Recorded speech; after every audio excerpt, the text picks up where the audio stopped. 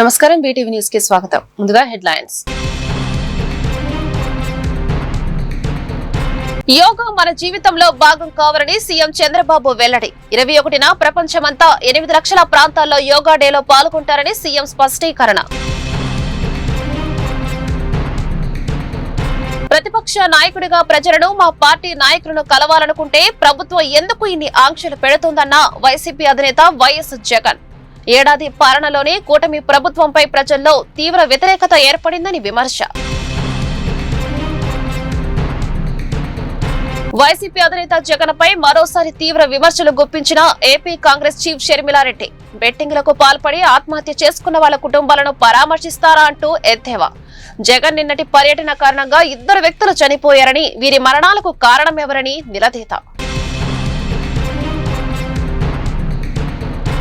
YS Jagan పై తీవ్ర స్థాయిలో ధ్వజమెత్తిన ఆర్థిక మంత్రి పయ్యావుల కేశవ్. రాష్ట్రంలో రౌడీలను ఏకం చేసి ప్రజల్ని భయపెట్టే పబ్బం గడుపుకోవాలని చూస్తున్నారని విమర్శ. యోగా మన జీవితంలో భాగం కావాలని ముఖ్యమంత్రి చంద్రబాబు అన్నారు. ఈ నెల 21న రాష్ట్రంలో 1.30 లక్షల ప్రాంతాల్లో యోగా కార్యక్రమాలు జరుగుతాయన్నారు. ప్రపంచమంతా 8 లక్షల ప్రాంతాల్లో యోగా డేలో పాల్గొంటారని సీఎం తెలిపారు. యోగాంధ్రపై ఏర్పాటు చేసిన మీడియా సమావేశంలో సీఎం చంద్రబాబు మాట్లాడారు. రాష్ట్రమంతా ఆఫ్లైన్, ఆన్లైన్ లో శిక్షణ కార్యక్రమాలు ఏర్పాటు చేసినట్లు చెప్పారు. 9వ తరగతి నుంచి విద్యార్థులు యోగా చేయాలన్నారు. భవిష్యత్తులో ఆఫ్లైన్, ఆన్లైన్ శిక్షణ కోర్సులు నిర్వహించనున్నట్లు చెప్పారు. గత నెల 21 నుంచి ఈ నెల 21 వరకు యోగా కార్యక్రమాలు నిర్వహిస్తున్నామని, యోగాంధ్ర కోసం 2 కోట్ల మందిని టార్గెట్ పెట్టుకుంటే లక్ష్యానికి మించి 2.39 కోట్ల మంది రిజిస్ట్రేషన్ చేసుకున్నారన్నారు. 2600 మంది మాస్టర్ ట్రైనర్లను నియమించాలి అనుకుంటే 5451 మంది వచ్చారన్నారు. యోగా దినోత్సవం ఘనంగా నిర్వహించుకోవాలని, ఎల్లుండి రాష్ట్రంలో 1.30 లక్షల ప్రాంతాల్లో యోగా కార్యక్రమాలు జరుగుతాయన్నారు. ప్రపంచమంతా 8 లక్షల ప్రాంతాల్లో యోగా డేలో పాల్గొంటారని సీఎం చంద్రబాబు తెలిపారు.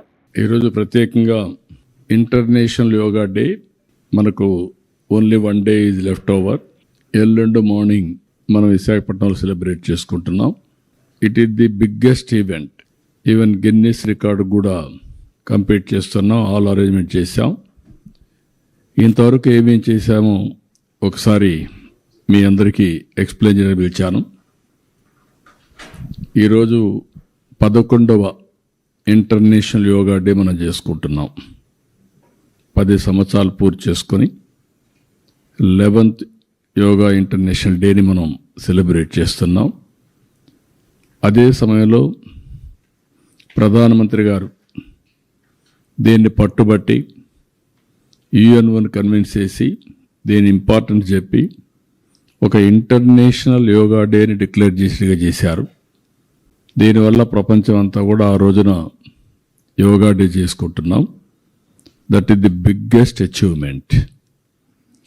దాని మీద ఈరోజు అటు కేంద్రం కానీ ఇటు మనందరం కూడా ఆలోచించుకోవాల్సింది, ఇది డే టు డే లైఫ్లో భాగం కావాలి. మన లైఫ్ స్టైల్స్లో మనం ఇంటిగ్రేట్ చేసుకునే పరిస్థితి రావాలి. ఈరోజు ఫిట్నెస్ ఇవన్నీ మాట్లాడుతున్నాం. ఇది వారసత్వంగా మనకు వచ్చిన సంపద.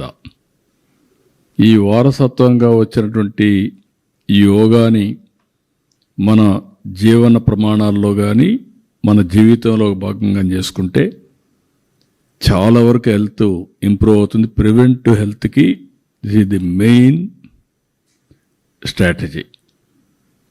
ఏదో ఆరోగ్యం బాగాలేనప్పుడు హాస్పిటల్కి వెళ్ళడం, అక్కడి నుంచి ఫార్మాస్యూటికల్ మెడిసిన్స్ తినడం, ఇంకా ప్రాబ్లమ్స్ వస్తే ఆపరేషన్లు చేసుకోవడం.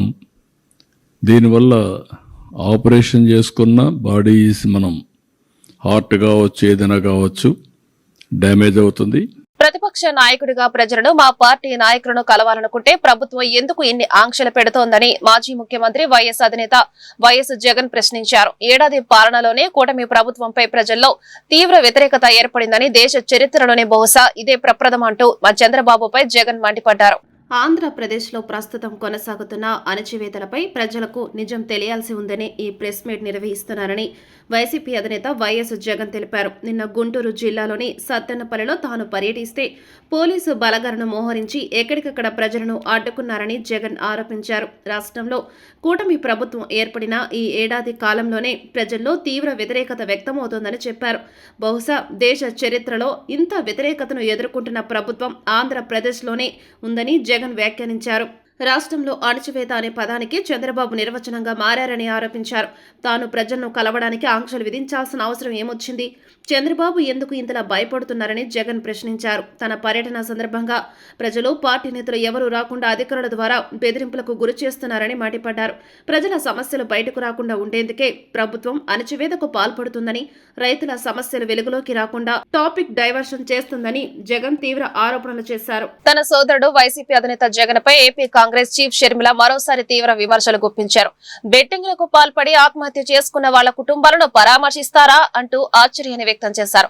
బెట్టింగ్లకు పాల్పడి ఆత్మహత్య చేసుకున్న వాళ్లకు విగ్రహాలు కట్టడమేంటని ప్రశ్నించారు. జగన్ నిన్నటి పర్యటన కారణంగా 2 వ్యక్తులు చనిపోయారని, వీరి మరణాలకు కారణమెవరని ప్రశ్నించారు. బల ప్రదర్శనలు చేసి ప్రాణాలు తీసే హక్కు ఎవరిచ్చారని మండిపడ్డారు. ఈ ఘటనపై ప్రభుత్వం చర్యలు తీసుకోవాలని డిమాండ్ చేశారు. జగన్ చేయాల్సింది బల ప్రదర్శనలు కాదని, ప్రజా సమస్యలపై పోరాటం చేయాలని హితవు పలికారు. వైసీపీ అధ్యక్షుడు వైఎస్ జగన్మోహన్ రెడ్డిపై తీవ్రస్థాయిలో ఆర్థిక మంత్రి పయ్యావుల కేశవ్ తీవ్రస్థాయిలో ధ్వజమెత్తారు.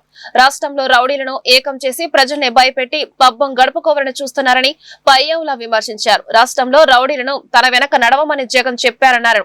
జగన్ ఎప్పుడు భయపెట్టే రాజకీయం చెయ్యారని అనుకుంటున్నారని పయ్యావుల చెప్పారు. అధికారంలో ఉన్నప్పుడు హౌస్ అరెస్టులు చేశారు.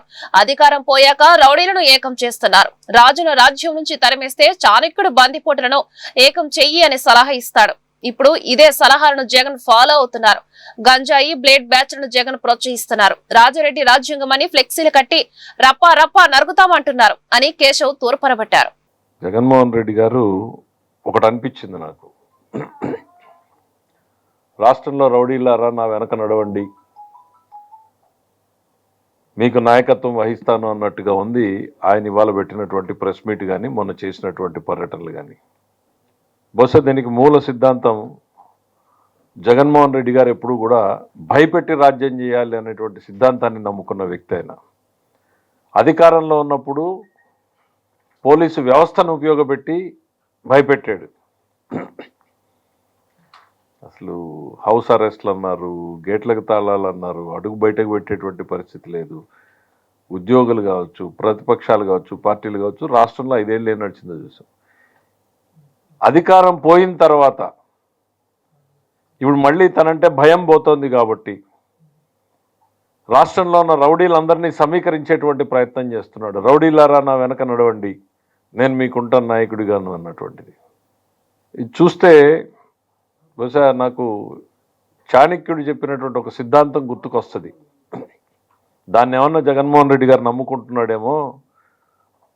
చిన్న డిఫరెన్స్ అది. ఆయన రాచరిక వ్యవస్థలో ఉన్నప్పుడు చెప్పాడు, ఒక రాజుని రాజ్యం నుంచి ఆక్రమించి తరిమేసినప్పుడు ఏ అడవుల్లోనో తలదాచుకున్నటువంటి రాజుకి చాణక్యుడు సలహా ఇస్తాడు, అడవిలో ఉన్నటువంటి దారిదోపిడీ దొంగలందరినీ సమీకరించు, అదను చూసి కోట మీద తిరుగుబాటు చెయ్యి అని.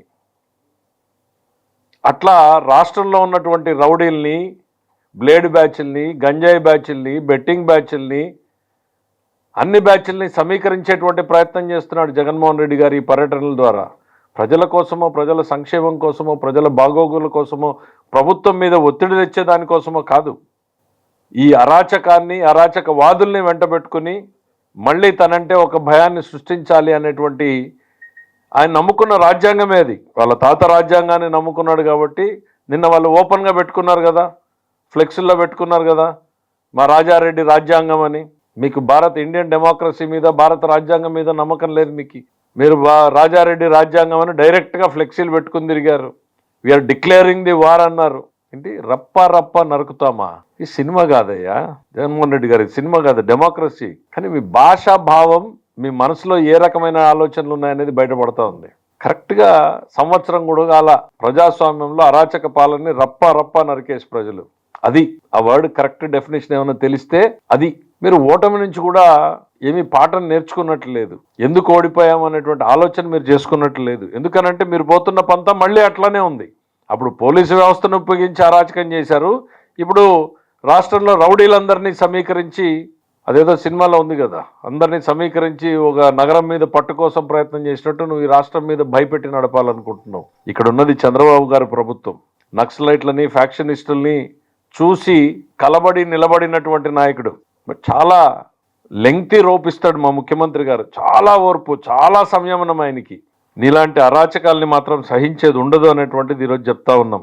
ఇవన్నీ కూడా చాలా ఆర్కెస్ట్రాడ్. మీరేవో మీ టూర్లో రప్ప నరికేస్తామనంటే సంతోషం అంటావు. నువ్వు ఒక మాజీ ముఖ్యమంత్రిగా నువ్వు ప్రెస్ మీట్లో దాన్ని ఖండించాల్సింది పోయి, ఇది మాకు సంబంధం లేదు, ఈ ఆలోచన కాదు, ఇది మా భావజాలం కాదు అని చెప్పాల్సింది పోయి సంతోషం నరికేద్దాం అంటున్నాడు కదా, సంతోషం అంటున్నాడు అని అంటే ఏం చెప్పదలుచుకున్నావు సమాజానికి? హింసని ప్రేరేపించడం కాదా? Declaring the war. ఈ పదాలన్నీ ఎక్కడి నుంచి వస్తున్నాయి అని అంటే మీలో ఉన్నటువంటి ఆ ఫ్రస్ట్రేషన్, ప్రజల మీద ఫ్రస్ట్రేషన్. మీకు ప్రభుత్వం మీద తిరుగుబాటు కాదు, మీరు ప్రజల మీదే తిరుగుబాటు. ఎవరిని నరుకుతారు మీరు? ప్రజలనా? ప్రజాస్వామ్యాన్నా? ఎవరిని? ఓటమి నుంచి మీరు అసలు ఓటమిని అర్థం చేసుకున్నట్లేరు మీరు ఇంతవరకు. ఈ నెల 21వ తేదీన అంతర్జాతీయ యోగా దినోత్సవాన్ని విశాఖపట్నం కేంద్రంగా రాష్ట్ర వ్యాప్తంగా నిర్వహించనున్న యోగంధ్ర కార్యక్రమం ద్వారా పలు ప్రపంచ రికార్డులు సాధించడంతో పాటు ఏపీని దేశంలో మొదటి స్థానంలో నిలిపేందుకు అన్ని ప్రయత్నాలు చేయాలని ప్రభుత్వ ప్రధాన కార్యదర్శి కె విజయానంద్ అధికారులను ఆదేశించారు. అంతర్జాతీయ యోగా దినోత్సవానికి సంబంధించి రాష్ట్ర స్థాయి పోటీలను ఇప్పటికే పూర్తి చేశామని, వాటిలో గెలుపొందిన విజేతలను అంతర్జాతీయ యోగా దినోత్సవ వేడుకల్లో పాల్గొనేందుకు ఈ నెల 20వ తేదీకి వారిని విశాఖపట్నం తీసుకురావడానికి అందరూ జిల్లా కలెక్టర్లు తగిన ఏర్పాట్లు చేయాలని, ఇందుకే ప్రత్యేకంగా ఒక ఇన్ఛార్జిని ఏర్పాటు చేయాలని చెప్పారు. యోగంధ్ర కార్యక్రమంపై బుధవారం రాష్ట్ర సచివాలయం నుండి ఆయన సంబంధిత శాఖల కార్యదర్శులు జిల్లా కలెక్టర్లతో వీడియో సమావేశం నిర్వహించారు. ఈ సందర్భంగా ఆయన మాట్లాడుతూ ఈ కార్యక్రమం నిర్వహణకు సంబంధించి ఇప్పటికే దాదాపు ఏర్పాట్లన్నీ పూర్తి కావచ్చాయని, రానున్న 3 రోజులు నిరంతరం కృషి చేసి ఈ కార్యక్రమాన్ని పూర్తిగా విజయవంతం చేసేలా అన్ని శాఖల అధికారులు పనిచేయాలని సూచించారు. ముఖ్యంగా అధిక సంఖ్యలో యోగా కార్యక్రమంలో పాల్గొనడం, ఎక్కువ వేదికల్లో యోగా నిర్వహించడంలోనూ సర్టిఫికెట్ల జారీ వంటి పలు అంశాల్లో వీలైనవన్నీ ఎక్కువ ప్రపంచ రికార్డులు సాధించి యోగాలో దేశంలో ఆంధ్రప్రదేశ్ను మొదటి స్థానంలో నిలిపేందుకు ప్రతి ఒక్కరూ కృషి చేయాలని సిఎస్ విజయానంద్ పునరుద్ఘాటించారు. ఈ నెల 21వ తేదీన అంతర్జాతీయ యోగా దినోత్సవాన్ని పురస్కరించుకొని విశాఖపట్నంలో జరిగే ప్రధాన ఈవెంట్లో అనుసంధానిస్తూ యోగా ప్రోటోకాల్ పాటిస్తూ ప్రతి జిల్లా కేంద్రంలో కనీసం 5,000 మందితో ఒక ప్రధాన యోగా ఈవెంట్ను నిర్వహించడంతో పాటు గ్రామ స్థాయి వరకు వివిధ వేదికల్లో యోగాను నిర్వహించేలా చూడాలని జిల్లా కలెక్టర్లను సిఎస్ విజయానంద్ ఆదేశించారు. ఈ కార్యక్రమంలో 2 కోట్ల మందికి పైగా పౌరులు పాల్గొనేలా ప్రభుత్వం లక్ష్యంగా నిర్ణయించిందని, ఆ దిశగా తగిన ఏర్పాట్లు పూర్తి కావచ్చాయని చెప్పారు. ఏపీ విద్యాశాఖ టీబీ మద్యం ఒప్పందం తర్వాత ఏ మేరకు పురోగతి సాధించారనే అంశంపై ఇద్దరు నేతలు సుదీర్ఘంగా సమీక్షించారు. రాష్ట్రంలో అమలు చేస్తున్న నైపుణ్య అభివృద్ధి ఎజెండా, స్కిల్ సెన్సెన్స్, దేశం వెలుపల యువతకు ఉపాధి వంటి అంశాల్లో టీబీఎస్ సాంకేతిక మద్దతుపై ఈ సమావేశంలో చర్చించారు. ఢిల్లీలో ఏపీ విద్యా, ఐటీ, ఎలక్ట్రానిక్స్ శాఖల మంత్రి నారా లోకేష్ 2వ రోజు పర్యటన కొనసాగుతుంది. ఇందులో భాగంగా బ్రిటన్ మాజీ ప్రధాని Tony Blair institute for global change వ్యవస్థాపకులు టోనీ బ్లెయిర్తో మంత్రి సమావేశమయ్యారు. ప్రభుత్వ కార్యకలాపాలు, విద్యలో ఏఐ టూల్స్ వినియోగంపై ప్రధానంగా చర్చించారు. రాష్ట్రంలో అమలు చేస్తున్న నైపుణ్య అభివృద్ధి ఎజెండా, స్కిల్ సెన్సెన్స్, దేశం వెలుపల యువతకు ఉపాధి వంటి అంశాల్లో టీబీఐ సాంకేతిక మద్దతుపై ఈ సమావేశాల్లో చర్చించారు. నైపుణ్య శిక్షణ అంశాలు, global institute of good governance స్థాపనకు సహకారంపై ఒప్పందం కుదిరింది. అలాగే ఉన్నత విద్యలో సంస్కరణలు, సాంకేతిక మద్దతుపై సమీక్ష నిర్వహించారు. న్యూఢిల్లీలోని తాజ్ ప్యాలెస్ లో టోనీ బ్లెయిర్ను మంత్రి లోకేష్ కలుసుకొని పలు అంశాలపై చర్చించారు. గత ఏడాది జూలై నెలలో బ్రిటన్ మాజీ ప్రధాని టోనీ బ్లెయిర్ను మంత్రి లోకేష్ ముంబైలో కలిశారు. ఆంధ్రప్రదేశ్ ప్రభుత్వ కార్యకలాపాలు, విద్యా వ్యవస్థల్లో ఏఐ టూల్స్ ను ఉపయోగించడానికి Tony Blair institute for global change ద్వారా సహకరించేందుకు టోనీ బ్లెయిర్ అంగీకరించారు.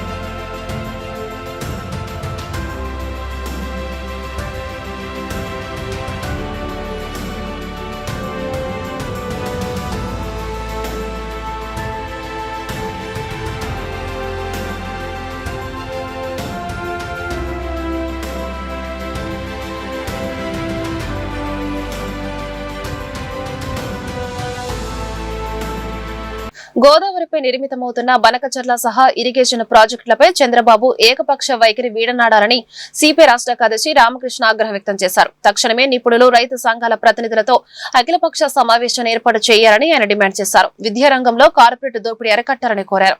నిబంధనలు పట్టించుకోకుండా వ్యవహరిస్తున్న కార్పొరేట్ విద్యా సంస్థలపై విద్యాశాఖ మంత్రి నారా లోకేష్ చర్యలు చేపట్టాలని కోరారు. పుస్తకాలు, స్టేషనరీ కొనాలని తల్లిదండ్రులను నిలువు దోపిడీ చేస్తున్న కార్పొరేట్ విద్యా సంస్థలతో జీవో నెంబర్ 1 ఖచ్చితంగా అమలు చేయించి విద్యాశాఖ మంత్రిగా లోకేష్ తన పనితీరు మెరుగుపరుచుకోవాలని ఆయన సూచించారు. అతిపెద్ద కుంభకోణంపై మద్యం స్కామ్ విషయంలో న్యాయ వ్యవస్థ పటిష్టంగా వ్యవహరించకపోతే నమ్మకం కోల్పోయే ప్రమాదం ఉంటుందని అభిప్రాయం వ్యక్తం చేశారు. రాష్ట్రంలో టీడీపీ కూటమి అధికారంలోకి రావడంతో ప్రజల సమస్యల పరిష్కారం దిశగా ప్రభుత్వం చర్యలు చేపట్టి నియోజకవర్గాన్ని మోడల్ నియోజకవర్గంగా తీర్చిదిద్దటమే లక్ష్యంగా పనిచేస్తున్నామని సెంట్రల్ ఎమ్మెల్యే బోండా ఉమామహేశ్వరరావు అన్నారు. రాష్ట్రంలో టీడీపీ ప్రభుత్వం అధికారంలోకి వచ్చిన ఏడాది కాలంలోనే నియోజకవర్గంలో 240 కోట్ల రూపాయలకు పైగా వ్యయంతో అభివృద్ధి పనులు చేపట్టి ఇప్పటికే అనేక అభివృద్ధి పనులు పూర్తయినట్లు చేసి ప్రజలకు అందుబాటులో ఉంచామని ఆయన తెలియజేశారు. సెంట్రల్ నియోజకవర్గంలోని 59వ డివిజన్ సింగ్ నగర్ లో యాడ్ రోడ్డు వెంబడి 40 లక్షల రూపాయల వ్యయంతో డ్రైనేజీల నిర్మాణ పనులకు ప్రభుత్వ విప్ సెంట్రల్ నియోజకవర్గ శాసనసభ్యులు బోండా ఉమామహేశ్వరరావు శంకుస్థాపన చేసి పనులు ప్రారంభించడం జరిగింది. ఈ సందర్భంగా బోండా ఉమా మాట్లాడుతూ గత వైసీపీ ప్రభుత్వ పాలనలో సెంట్రల్ నియోజకవర్గంలో అభివృద్ధి అటకెక్కిందని, 5 సంవత్సరాల వైసీపీ ప్రభుత్వ పాలనలో రాష్ట్రం అభివృద్ధి పూర్తిగా నిర్వీర్యం అయిందని, అధికార పార్టీ ప్రజా ప్రతినిధులు అధికారాన్ని అడ్డుపెట్టుకుని దుర్వినియోగానికి పాల్పడ్డారే తప్ప ప్రజా సంక్షేమాన్ని పట్టించుకోలేదని అన్నారు. ఈ సింగ్ నగర్ ప్రాంతంలో ఉన్నటువంటి ప్రతి ప్రజా సమస్యలు పార్టీ నాయకులు తన దృష్టికి తీసుకుని వచ్చారని, వాటిని కూడా త్వరగా పూర్తి చేయాలని అధికారులకు ఆదేశాలు జారీ చేశామని, నియోజకవర్గంలోని 21 డివిజన్లలోనూ ప్రజా సమస్యలు పరిష్కరించి నియోజకవర్గాన్ని మోడల్ నియోజకవర్గంగా తీర్చిదిద్దుతారని తెలియజేశారు. తెలుగుదేశం ప్రభుత్వం అధికారంలోకి వచ్చినాక గత సంవత్సర కాలంలో సెంట్రల్ నియోజకవర్గంలో 240 కోట్ల పైబడి అభివృద్ధి పనులకు కేటాయించాం. అన్ని డివిజన్లో రోడ్లు కానీ, రైళ్లు కానీ, కల్వర్ట్లు కానీ, వాటర్ పైప్ లైన్స్ కానీ, community halls, primary health care centres, ఇలా ఒకటని కాకుండా ఆ డివిజన్లో ఏ సమస్యలు ఉన్నాయి ఆ సమస్యల మీద దృష్టి పెట్టి మా డివిజన్ పార్టీ అధ్యక్షుడు, అలాగే మా ఎక్స్ కార్పొరేటర్లు, మా కార్పొరేటర్లు, మా వాళ్ళు దృష్టి పెట్టి మా దృష్టికి తీసుకొచ్చినాక ఆ సమస్యల్ని పరిష్కరించే విధంగా గత 5 సంవత్సరాలు నిర్లక్ష్యానికి గురువు కాబడినటువంటి సెంట్రల్ నియోజకవర్గంలో వేగవంతంగా ఇప్పటికీ 240 కోట్లు పైబడి వర్కులు తీసుకొచ్చాం. దీంట్లో ఇవాళ 59వ డివిజన్లో 50 లక్షల రూపాయలు సుమారుగా మరి కల్వర్ట్లు కానీ, అలాగే పైప్ లైన్లు కానీ, రోడ్లు కానీ అన్ని శంకుస్థాపన చేయడం జరిగింది. దీన్ని ఇంకా ముందు రాబోయే రోజుల్లో ఇంకా ఈ డివిజన్లో ప్రతి రోడ్డు, ప్రతి కల్వర్టు దృష్టి పెడతాం. అన్నిటిని కూడా పెద్ద ఎత్తున నిర్మిస్తాం. అన్ని రకాలుగా కూడా ఈ డివిజన్ని డెవలప్ చేస్తాం. ఈ నియోజకవర్గాన్ని ఒక మోడల్ నియోజకవర్గంగా తీసుకురావడమే లక్ష్యంగా పనిచేస్తామని తెలియజేస్తూ మంచి కార్యక్రమంలో భాగస్వాములైన మా పార్టీ నాయకులందరూ కూడా హృదయపూర్వకంగా అభినందిస్తాం. ఆంధ్రప్రదేశ్ ను స్వచ్ఛాంధ్రప్రదేశ్ గా మార్చేందుకు రాష్ట్ర ముఖ్యమంత్రి చంద్రబాబు నాయుడు కృషి చేస్తున్నారని స్వచ్ఛాంధ్ర కార్పొరేషన్ చైర్మన్ కొమ్మారెడ్డి పట్టాభిరామ్ తెలిపారు. రాష్ట్ర అభివృద్ధి దృష్ట్యా నారా చంద్రబాబు 2014-19లో సీఎం డే ప్రాసెసింగ్ ప్లాంట్లను ప్రారంభిస్తే గత ప్రభుత్వంలో వాటిని నిర్వీర్యం చేశారని విమర్శలు గుప్పించారు. రీటైనింగ్ వాల్ వెంబడి కృష్ణా నదిలోకి కన్స్ట్రక్షన్ మెటీరియల్స్ వేస్ట్ డంపింగ్ చేయబడుతుందని, తక్షణమే దీనికి అడ్డుకట్ట వేయాలని, ఇక్కడ ఎటువంటి డంపింగ్ జరగకుండా అన్ని చర్యలు తీసుకోవాలని అధికారులను ఆదేశించినట్టు తెలిపారు. రామలింగేశ్వర నగర్ దగ్గర ఉన్న కృష్ణా నదిలోకి అక్రమంగా డంప్ చేస్తున్న భవన నిర్మాణ వ్యర్థాలను అధికారులతో కలిసి స్వచ్ఛ ఆంధ్ర కార్పొరేషన్ చైర్మన్ కొమ్మారెడ్డి పట్టాభిరామ్ తనిఖీ చేశారు. ఈ సందర్భంగా ఆయన మాట్లాడుతూ రీటైనింగ్ వాల్ వెంబడి కృష్ణా నదిలోకి కన్స్ట్రక్షన్స్ మెటీరియల్స్ వేస్ట్ అంతా డంపింగ్ జరుగుతోందని మీడియా ద్వారా తెలుసుకుని ఈ ప్రాంతాన్ని మున్సిపల్ కార్పొరేషన్ ఉన్నత అధికారులతో కలిసి పరిశీలించడం జరిగిందన్నారు. మీడియాలో వచ్చినటువంటి కథనం 100% నిజమని, కృష్ణా నదిలో పెద్ద ఎత్తున కన్స్ట్రక్షన్స్ వేస్ట్ అంతా కూడా డంప్ చేస్తున్నారన్నారు. కృష్ణా బ్యారేజ్ నుంచి వాటర్ డిశ్చార్జ్ చేసినప్పుడు నది ప్రవాహానికి వేస్ట్ అంతా అడుగ్గా మారేటువంటి అవకాశం ఉందన్నారు. దీనిపై కార్పొరేషన్ ఉన్నత అధికారులకి ఆదేశాలు ఇవ్వడం జరిగిందన్నారు. అదేవిధంగా మరికొద్ది రోజుల్లోనే నగరంలో ఉన్నటువంటి బిల్డర్స్ అందరితో కూడా ఒక సమావేశాన్ని ఏర్పాటు చేస్తామని, వాళ్ళందరినీ కూడా హెచ్చరించడం జరుగుతుందన్నారు. రాష్ట్రాన్ని స్వచ్ఛ ఆంధ్రగా మార్చడానికి సీఎం చంద్రబాబు కృషి చేస్తున్నారని, ప్రతి ఒక్కరూ స్వచ్ఛత విషయంలో సహకారాన్ని అందించాల్సిన బాధ్యత ఎంతైనా ఉందన్నారు. ఈరోజు విజయవాడ నగరంలో రామలింగేశ్వర నగర్ కట్ట ప్రాంతంలో ఏదైతే రీటైనింగ్ వాల్ ఉందో ఆ రీటైనింగ్ వాల్ వెంబడి కృష్ణా నదిలోకి కన్స్ట్రక్షన్ మెటీరియల్స్ వేస్ట్ ఏదైతే ఉందో అదంతా కూడా డంపింగ్ జరుగుతూ ఉంది. నదిలో పెద్ద ఎత్తున ఈ కన్స్ట్రక్షన్ అండ్ డెమాలిషన్ వేస్ట్ ఏదైతే ఉందో భవన నిర్మాణాలకు సంబంధించి వ్యర్థాలు ఏవైతే ఉంటాయో అవన్నీ కూడా పెద్ద ఎత్తున నదిలో డంప్ చేస్తున్నారన్నటువంటి విషయాన్ని మీడియా ద్వారా తెలుసుకుని ఈ రోజున ఈ ప్రాంతానికి మున్సిపల్ కార్పొరేషన్లో ఉన్నటువంటి ఉన్నతాధికారులందరినీ కూడా వెంట పెట్టుకుని ఇక్కడికి రావటం జరిగింది. ఇక్కడ ఉన్నటువంటి ఈ పరిస్థితిని కూడా గమనించినట్లయితే మీడియాలో వచ్చినటువంటి వార్త 100% నిజమని స్పష్టంగా అర్థమవుతూ ఉంది. పెద్ద ఎత్తున మరి కన్స్ట్రక్షన్ వేస్ట్ అంతా కూడా ఇక్కడ డంప్ చేస్తూ ఉన్నారు. దానివల్ల భవిష్యత్తులో మరి కృష్ణా బ్యారేజ్ నుంచి వాటర్ డిశ్చార్జ్ చేసినప్పుడు మరి ఆ వాటర్ ఫ్లోకి ఆ నదీ ప్రవాహానికి ఇవి అడ్డుగా మారేటటువంటి అవకాశం ఉంది. అది ఏమాత్రం కూడా కరెక్ట్ కాదు. కాబట్టి ఇప్పుడే మరి ఇక్కడ ఉన్నటువంటి నాతో వచ్చినటువంటి కార్పొరేషన్ ఉన్నతాధికారులకి ఆదేశాలు ఇవ్వటం జరిగింది. తక్షణమే దీనికి అడ్డుకట్ట వేయాలి. ఇక్కడ ఎటువంటి డంపింగ్ జరగకుండా అన్ని చర్యలు కూడా పటిష్టమైనటువంటి చర్యలు తీసుకోవాలని మరి సీఎంఓహెచ్ గారికి అదేవిధంగా ఇక్కడ ఉన్నటువంటి శానిటరీ ఇన్స్పెక్టర్స్కి వీరందరికీ కూడా ఆదేశాలు ఇవ్వటం జరిగింది. అదేవిధంగా మరికొద్ది రోజుల్లోనే నగరంలో ఉన్నటువంటి బిల్డర్స్ అందరితో కూడా ఒక సమావేశాన్ని ఏర్పాటు చేస్తాం. వాళ్ళందరినీ కూడా హెచ్చరించడం జరుగుతుంది. భవిష్యత్తులో ఈ విధంగా ఇర్రెస్పాన్సిబుల్గా మరి వారి కన్స్ట్రక్షన్ వేస్ట్ అంతా తీసుకొచ్చి ఇట్లా ఈ విధంగా నదిలో కనుక డంప్ చేసినట్లయితే ఆ రకమైనటువంటి చర్యకు పాల్పడినటువంటి వారిపైన పెద్ద ఎత్తున పెనాల్టీలు కూడా వేయటం జరుగుతుంది. Heavy fines, heavy penalties impose చేస్తాం. మన జీవిత పుస్తకంలోని ప్రతి పేజీలో యోగా ఉండాలని, ప్రతి ఒక్కరూ కామన్ యోగా ప్రోటోకాల్ యోగాను జీవన విధానంలో భాగం చేసుకోవాలని కలెక్టర్ లక్ష్మీషా పిలుపునిచ్చారు. ప్రభుత్వ కార్యాలయాల్లోనూ ప్రతిరోజు యోగాంధ్ర కార్యక్రమం నిర్వహిస్తున్నామని పేర్కొన్నారు. విజయవాడ బీఆర్టీఎస్ యోగా స్ట్రీట్ లో జిల్లా అధికార యంత్రాంగం విజయవాడ నగరపాలక సంస్థ ఆధ్వర్యంలో జరిగిన యోగాంధ్ర కార్యక్రమంలో కలెక్టర్ లక్ష్మీషా పాల్గొని వార్డు సచివాలయాల ప్లానింగ్ కార్యదర్శులు యోగా ఔత్సాహికులతో కలిసి యోగాసనాలు వేశారు. ఈ సందర్భంగా కలెక్టర్ లక్ష్మీషా మాట్లాడుతూ సుసంపన్న ఆరోగ్య ఆనంద ఆంధ్రాకు తొలి అడుగు యోగాంధ్ర అని 30 రోజులుగా జిల్లాల్లో గ్రామాన పట్టణాల్లో యోగా శిక్షణ కార్యక్రమాలు విజయవంతంగా జరుగుతున్నాయన్నారు. శరీరంలోని అన్ని వ్యవస్థలను నూతన ఉత్తేజాన్ని ఇచ్చే శక్తి యోగాసనాలకు ఉందని, ఒత్తిడిని మన జీవితంలోకి అడుగుపెట్టనివ్వకుండా యోగాసనాలు రక్షణ కవచాల్లాగా పనిచేస్తాయన్నారు.